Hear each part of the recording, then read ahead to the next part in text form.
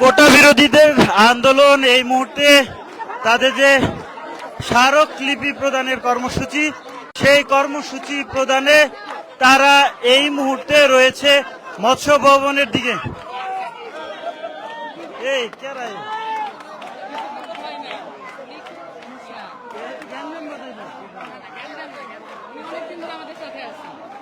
দর্শক সরাসরি দেখছেন ইত্তেফাকে, এবং আপনাদেরকে দেখানোর চেষ্টা করছিলাম, আপনাদেরকে পুরো সড়ক জুড়েই এই কোটা বিরোধী যারা রয়েছেন তারা কিন্তু অবস্থান কর্মসূচি নিচ্ছেন। দর্শক সরাসরি দেখছেন ইত্তেফাকে, তাদের যে আজকে কোটা বিরোধীদের কর্মসূচি, রাষ্ট্রপতির কাছে স্মারকলিপি প্রদান করবেন। তাদের কর্মসূচি ঢাকা বিশ্ববিদ্যালয়ের সেন্ট্রাল লাইব্রেরি থেকে তাদের এই কর্মসূচির যাত্রা শুরু হয়। তারা তাদের এই কর্মসূচি কিন্তু চালিয়ে যাচ্ছেন। জানেন যে 11টা থেকে এবং গত এক সপ্তাহেরও বেশি সময় ধরে তাদের এই কোটা বিরোধী আন্দোলন চলছে। কোটা বিরোধী যে আন্দোলন সেটি কিন্তু ধীরে ধীরে শুধু ঢাকা নয়, ঢাকা ছাড়িয়ে সারা দেশেই কিন্তু এই কোটা বিরোধী আন্দোলন ছড়িয়েছে। সেই আন্দোলনকারীদের সাথে কয়েকজনের সাথে একটু কথা বলতে চাই যে আজকে যে আপনাদের কর্মসূচি সেটি সম্পর্কে একটু বলুন।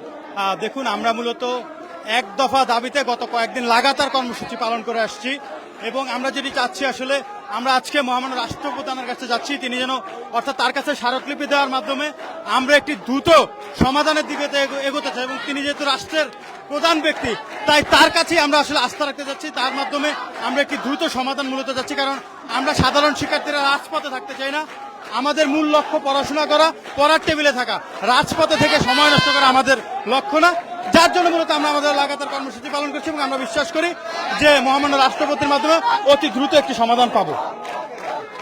দর্শক সরাসরি দেখছিলেন ইত্তেফাকে, এবং আপনাদেরকে দেখানোর চেষ্টা করছিলাম এই মুহূর্তে মৎস্য ভবনের পথে রয়েছে রমনার যে পাশের সড়কটি রয়েছে রাজধানীর ইঞ্জিনিয়ারিং ইনস্টিটিউটের ঠিক পাশেই কিন্তু কোটা বিরোধী আন্দোলনকারীরা অবস্থান করছেন। তারা আজকে রাষ্ট্রপতির কাছে তাদের যে স্মারকলিপি প্রদানের যে কর্মসূচি সেটি মূলত তারা করবেন।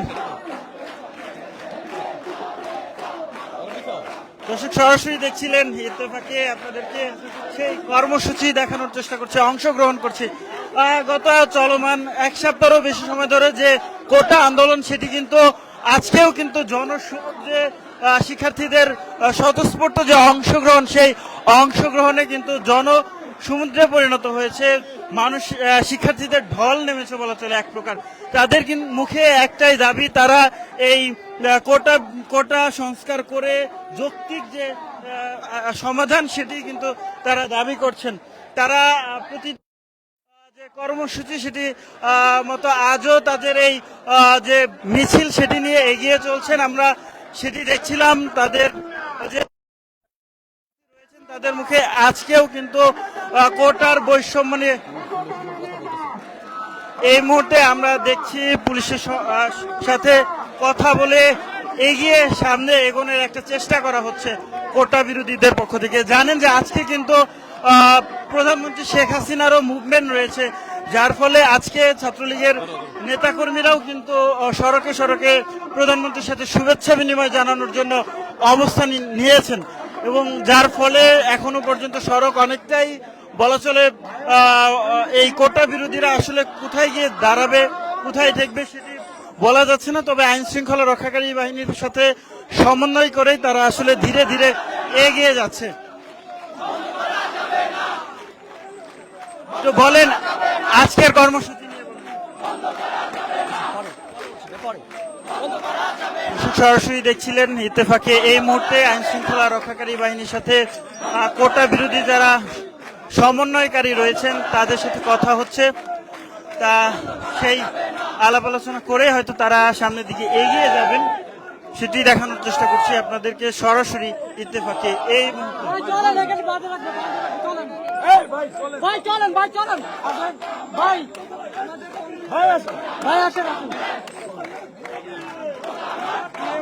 দেখুন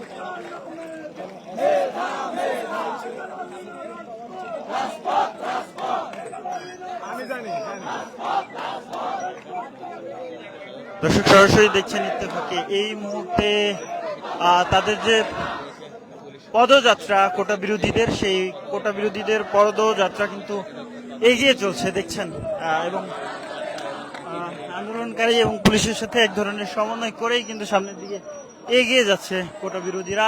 দেখছেন এই মুহূর্তে ইঞ্জিনিয়ারিং ইনস্টিটিউটের সামনের অবস্থান করছে তাদের এই পদযাত্রা।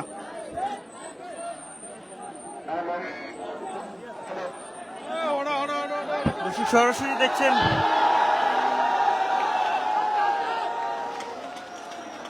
সামনের সড়কের অবস্থান যদি বলি, সামনে কিন্তু এখনো সড়কে যানবাহন রয়েছে, সেই যানবাহন দেখা যাচ্ছে এবং কোটা বিরোধী যারা রয়েছেন তারাও কিন্তু ধীরে ধীরে এগিয়ে আসতে শুরু করেছেন। বঙ্গভবনের দিকে যাবেন তারা, তাদের আজকের এই যাত্রা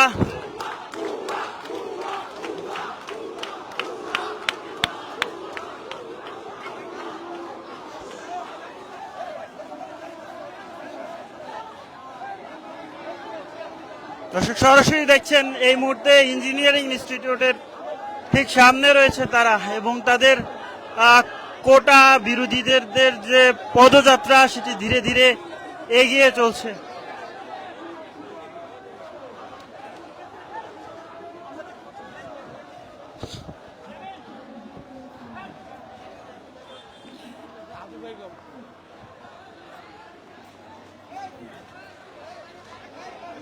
তারা তাদের সড়ক পরিবর্তন করে নিয়েছেন এবং দেখছেন তারা কিন্তু এগিয়ে চলছে। দর্শক সরাসরি দেখছেন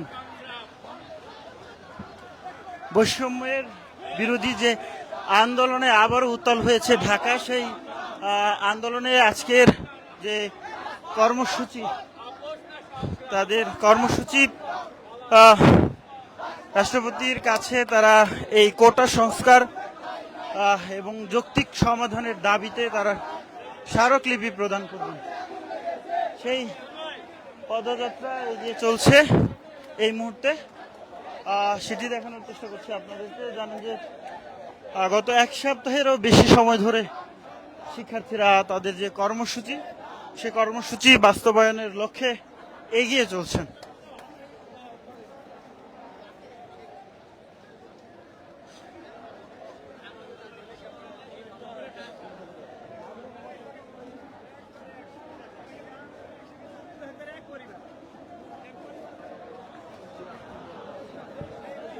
দর্শক সরাসরি দেখছিলেন ইত্তেফাকে, এবং আপনাদেরকে দেখানোর চেষ্টা করছিলাম কোটা বিরোধী যে সংস্কারের যে আজকের কর্মসূচি, সেই কর্মসূচি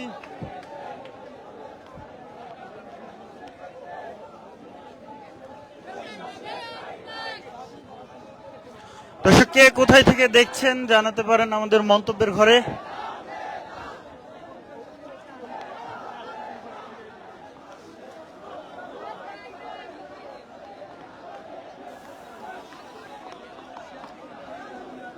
কোটা বিরোধী আন্দোলনকারীরা তাদের যে কর্মসূচি স্মারকলিপি প্রদান, সেই স্মারকলিপি প্রদানের যে কর্মসূচি সেটি নিয়ে কিন্তু বেলা 11টার দিকে তাদের সেন্ট্রাল লাইব্রেরির দিকে জড়ো হন বিভিন্ন হলের শিক্ষার্থীরা, এবং তারপরে এসব শিক্ষার্থীরা জড়ো হয়ে শাহবাগের টিএসসি ঘুরে শাহবাগ প্রদক্ষিণ করে এই মুহূর্তে মৎস্য ভবনের দিকে রয়েছে এই যাত্রা। জানেন যে 2018 সালেও কিন্তু কোটা বিরোধী আন্দোলন হয়েছিল, সেই আন্দোলনের ফলে নতুন পরিপত্র জারি করে একেবারেই কোটা পদ্ধতি বাতিল করা হয়। সেটি আবার এবছর নতুন করে 5 জুন সেই কোটাকে ফিরিয়ে আনা হয়, এবং তারপরে আন্দোলন কিন্তু দানা বাঁধতে শুরু করে। শুরুতে ঢাকা বিশ্ববিদ্যালয়ের শিক্ষার্থীরা এই আন্দোলনের সূত্রপাত করে, তারপরে তাদের যে চলমান আন্দোলন ধীরে ধীরে বড় হতে শুরু করে।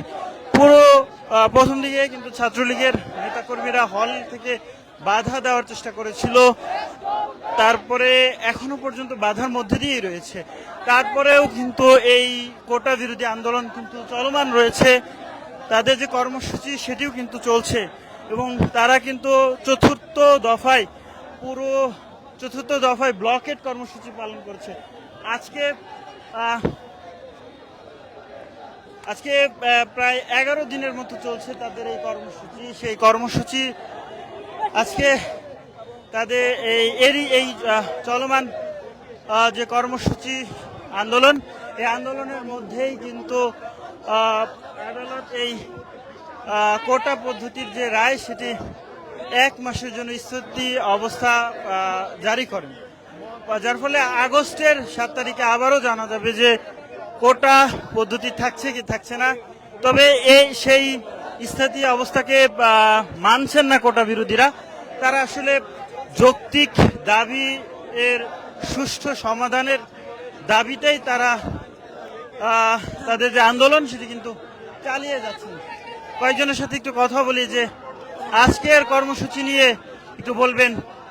আজকে আমাদের দাবি না মানা পর্যন্ত আমাদের কর্মসূচি চলবে। এই দেশে যারা যুদ্ধ করছে, যারা রক্ত দিছে, তারা তো এই দেশে কোটার জন্য চাকরি করে নাই। এই দেশে কেন বৈষম্য থাকলো? 1971 সালে মহান মুক্তিযুদ্ধে যারা জীবন দিয়েছে তারা তো এই চাকরির জন্য, কোটার জন্য তারা জীবন দেয় না। তারা দেশকে ভালোবাসে, দেশের জন্য জীবন দিয়েছে। কেন এই সোনার বাংলা বৈষম্য সৃষ্টি হবে? আমরা আমাদের দাবি না মানা পর্যন্ত আমরা আমাদের কর্মসূচি পালন করে যাব। দর্শক, সরাসরি দেখছিলেন ইত্তেফাকে এবং আপনাদেরকে দেখানোর চেষ্টা করছি আজকে প্রধানমন্ত্রীর একটি প্রোগ্রাম রয়েছে, যার ফলে এই সড়কগুলোতে আসলে এক ধরনের কড়া নিরাপত্তা ব্যবস্থাও জারি করা হয়েছিল। আপনারা কিছুক্ষণ আগেই আসলে আপনাদেরকে দেখানোর চেষ্টা করছিলাম মৎস্য ভবন থেকে শুরু করে এই জাতীয় ঈদগাহ পর্যন্ত কিন্তু ছাত্রলীগের নেতাকর্মীরাও অবস্থান নিয়েছিলেন। তারা সড়কের দুই পাশে অবস্থান নিয়েছিলেন। তারা এই প্রধানমন্ত্রীর সাথে সৌজন্য সাক্ষাতের জন্য। তার পরিপ্রেক্ষিতে একটু সময় দেরি করে তাদের যে এই কর্মসূচি সেটি কিন্তু শুরু হয়। এখনো তাদের যে পদযাত্রা কোটা বিরোধীদের, সেই পদযাত্রা কিন্তু মৎস্য ভবন অতিক্রম করছে এই মুহূর্তে। মৎস্য ভবন অতিক্রম করে ধীরে ধীরে সামনের দিকে এগোচ্ছে। কোটা বিরোধী শিক্ষার্থীরাও রয়েছেন।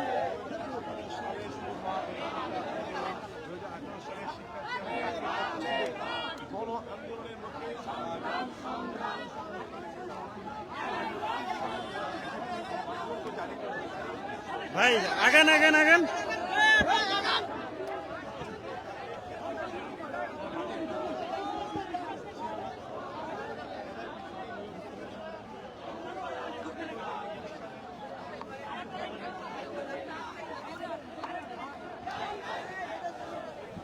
সরাসরি দেখছিলেন ইত্তেফাকে এবং আজকের এই কর্মসূচি পদযাত্রা, কোটা বিরোধীদের যে পদযাত্রা সেটি কিন্তু চলছে এবং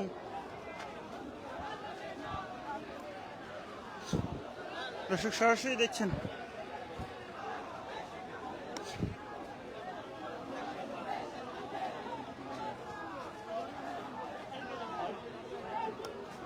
দর্শক সরাসরি দেখছেন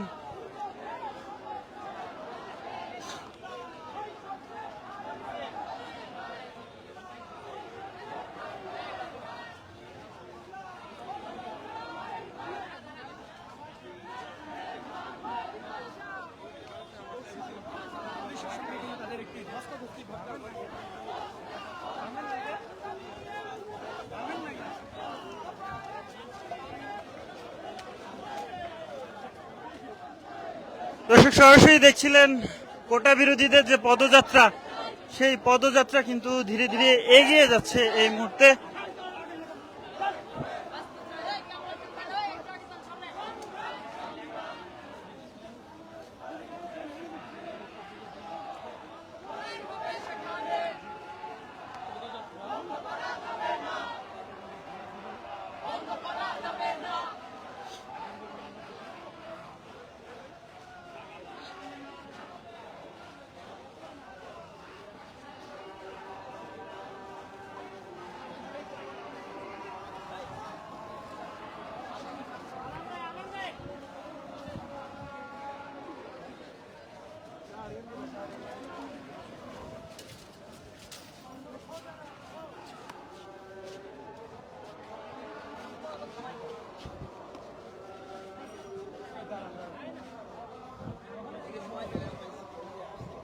দর্শক সরাসরি দেখছেন ইত্তেফাকে বঙ্গভবনে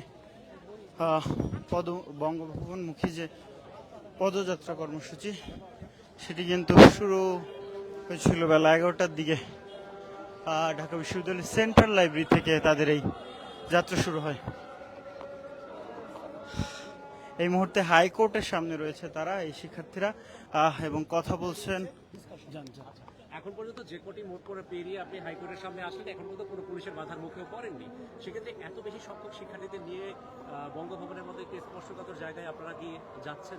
দেখুন, আমাদেরকে আসলে আমাদের যেহেতু বঙ্গভবন সবার জন্য উন্মুক্ত, সবার জন্য এটা হচ্ছে আমাদের আস্থার জায়গা, সেই জায়গায় আমরা মনে করছি সাধারণ শিক্ষার্থীরা এমন কোনো কাজ আজকে পর্যন্ত করেনি। আমাদের যে যতদিনের কর্মসূচি হয়েছে আজকে পর্যন্ত সারা বাংলাদেশে একটা গাড়ি পোড়া হয়নি, একটা টায়ার জ্বালানো হয়নি, একটা কাউকে বাধা দেওয়া হয়নি। শিক্ষার্থীদের আন্দোলন, শিক্ষার্থীদের সংগ্রাম, শিক্ষার্থীদের দাবি দেওয়া সবসময় শান্তিপূর্ণ ছিল। কিন্তু আমরা অবাক হয়ে, আমরা আশাহত হই আমাদের এই কর্মসূচিগুলো রাজনৈতিক ফ্রেমওয়ার্কের মধ্যে দিয়ে সবসময় সেটি হচ্ছে। এবং আপনারা এখন পর্যন্ত শান্তিপূর্ণ আছেন এবং এই শান্তিপূর্ণভাবে স্মারকলিপি দিতে চাচ্ছেন। আমরা শান্তিপূর্ণভাবে স্মারকলিপি দিতে চাচ্ছি। যদি আমাদের ভিন্ন কোনো উদ্দেশ্য থাকতো, আমাদের যদি সমঝোতার কোনো উদ্দেশ্য না থাকতো, তাহলে আমরা দেখা যেত কি আমাদের কোনো ধরনের প্রস্তাব, কোনো ধরনের আলাপ আলোচনা সবগুলোকে আমরা এড়িয়ে যাওয়ার চেষ্টা করতাম। আমরা শুধু মাঠে থাকার জন্য পায়তারা করতাম, কিন্তু আমরা মাঠ থেকে টেবিলে ফিরে যেতে চাই। টেবিলে ফিরে যাওয়ার জন্য যত ধরনের প্রস্তাব, প্রপোজাল, পলিসি মেকিং এর যত ধরনের প্রস্তাবগুলো রয়েছে আমরা কিন্তু প্রতিনিয়ত গণমাধ্যমের মাধ্যমে আমরা প্রশাসনের মাধ্যমে পৌঁছে দিচ্ছি। স্মারকলিপি দেওয়ার পরবর্তী কি করবেন? আপনারা আবার গণপদযাত্রা যোগে ঢাকা বিশ্ববিদ্যালয়ে ফিরবেন? দেখুন, স্মারকলিপি দেওয়ার পরে আমরা আলোচনার মাধ্যমে সিদ্ধান্ত নেব এবং পরবর্তী কর্মসূচি জানাবেন। পরবর্তী কর্মসূচি এখন পর্যন্ত আপনারা সামনে থেকে নেতৃত্ব দিচ্ছেন এবং খুব শান্তিপূর্ণভাবে, শৃঙ্খলিতভাবে আপনারা এই হাইকোর্ট মোড় পর্যন্ত এসেছেন, এই জন্য আপনাদেরকে ধন্যবাদ।